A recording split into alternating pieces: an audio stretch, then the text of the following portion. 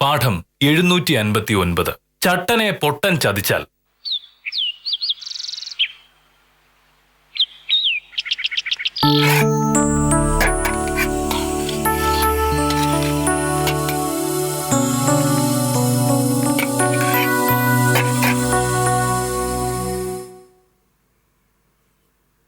എനിക്കിന്ന് കുറച്ച് നേരത്തെ പോണം.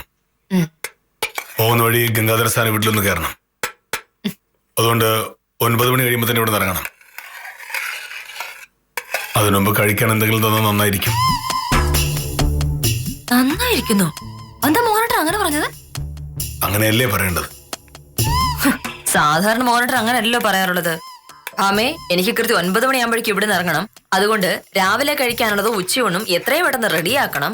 അതുപോലെ 5 മിനിറ്റുള്ള എന്റെ ഷർട്ടും മുണ്ടും തേച്ച് തരണം എന്നൊക്കെയല്ലേ പറയാറുള്ളത്. ശബ്ദത്തിന് രുചിയില്ലല്ലോ. വലിയ ഉശിരുള്ള ശബ്ദത്തിൽ പറയുന്നത് ഞാൻ അനുസരിച്ചില്ലല്ലോ. അതുകൊണ്ട് ഉശിരി കുറച്ചു.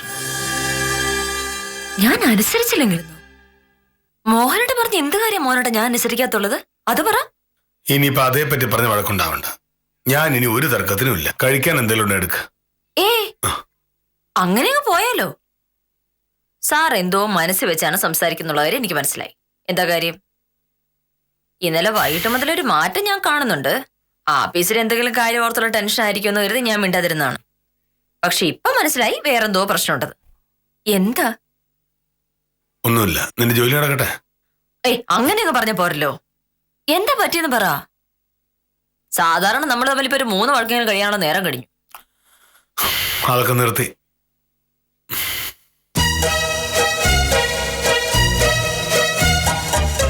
കാര്യമായിട്ടുള്ള പിണക്കത്തിലാണല്ലോ. എന്താ പ്രശ്നം?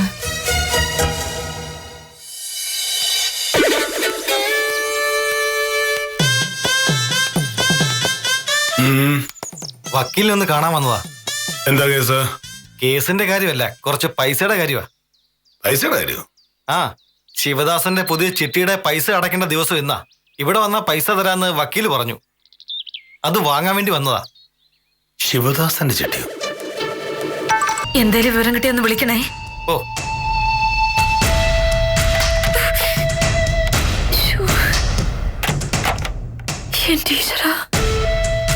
എന്നാലും ശിവദാസൻ ഇങ്ങനെ ചെയ്യൂ?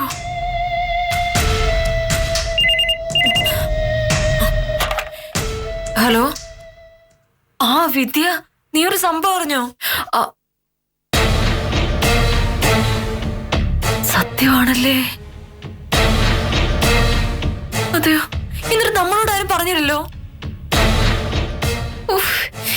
ഇനി ഞാൻ മോഹനോട് എന്ത് പറയും? ആരെങ്കിലും പറഞ്ഞ് മോഹനോട് ഇന്ന് തന്നെ സംഭവം അറിയും. അതോടെ എന്റെ കാര്യം പോക്ക.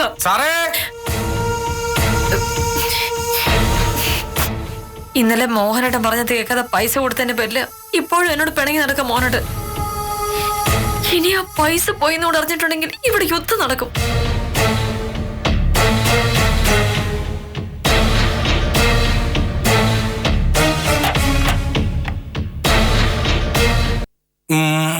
നമസ്കാരം സാറേ. നമസ്കാരം. ഞാൻ ആ ബാഹുലേന്റെ കാര്യം പറയാൻ വേണ്ടി വന്നതാണ്. അവൻ ആ സ്ഥലം ഒന്ന് അളന്നു കൊടുക്കാൻ ചെല്ലുവോ എന്നൊന്ന് ചോദിച്ചു. ഇന്നോ? അല്ല, സാറിന്റെ സമയം പറഞ്ഞാ മതി. ഇന്നെന്തായാലും എനിക്ക് സമയമില്ല. ഞാൻ ഇന്ന് രാവിലെ ഗംഗാധര സാറിന്റെ വീട്ടിലേക്ക് ചെല്ലാമെന്ന് പറഞ്ഞിട്ടുണ്ട്. അങ്ങനെയാണെന്നുണ്ടെങ്കിൽ നാളെ ചെല്ലുവെന്ന് പറയട്ടെ സാറേ. നാളത്തെ കാര്യം അറിയില്ല. എന്തായാലും ഉദവന് വൈകിട്ടൊന്ന് വിളിക്കേ. ഓ, ശരി ശരി. വക്കീലില്ലേ സാറേ ഇവിടെ? ഉണ്ട്. വിളിക്കണോ? അല്ലല്ല, വേണ്ട വേണ്ട. കാണാത്തോണ്ട് ഞാൻ ചോദിച്ചു എന്നുള്ളതേ ഉള്ളൂ. എന്നാ പിന്നെ ഞാൻ ഇറങ്ങട്ടെ സാറേ. വൈകിട്ട് കാണാം.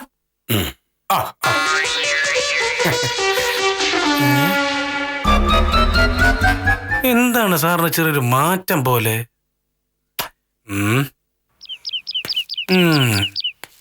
ഉത്തമ. അയ്യോ, വക്കീൽ ഇവിടെ ഉണ്ടായിരുന്നു. ഞാൻ ഇപ്പൊ സാറിന്റെ അടുത്ത് ചോദിച്ചേ ഉള്ളൂ. ഞാനൊരു വലിയ അബദ്ധത്തിൽ പെട്ടിരിക്കുക ഉത്തമ. അങ്ങനെ പറഞ്ഞാ നന്നായിരിക്കും. അല്ലെങ്കിൽ വേറെ ഒന്നുമില്ല. നീ ചോറെടുക്കുമ്പോൾ എടുത്തില്ലേ?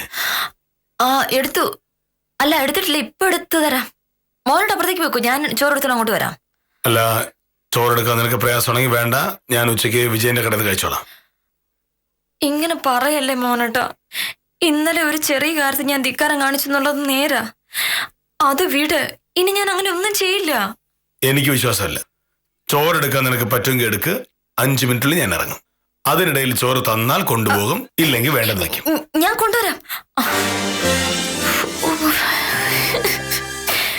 ഒരു തരത്തിൽ മോനേട്ടനൊന്നും ഒതുക്കാൻ പറ്റുന്നില്ലല്ലോ. എന്ത് ചെയ്യും?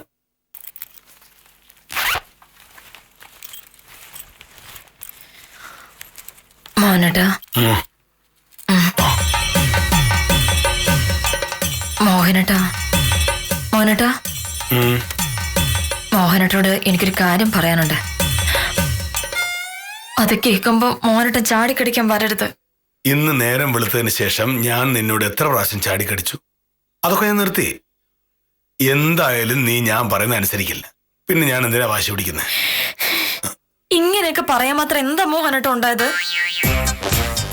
ഞാൻ മോഹനേട്ടനെ ധിക്കരിച്ച് ചിട്ടി ചേർന്നതിന്റെ പേരില് ഇത്രയും വഴക്കാണെങ്കിൽ സംഭവത്തിന്റെ ബാക്കി കൂടെ അറിയുമ്പോ മോഹനേട്ടൻ എന്നെ കൊല്ലുമല്ലോ. ഞാൻ തെറ്റ് സമ്മതിച്ചു.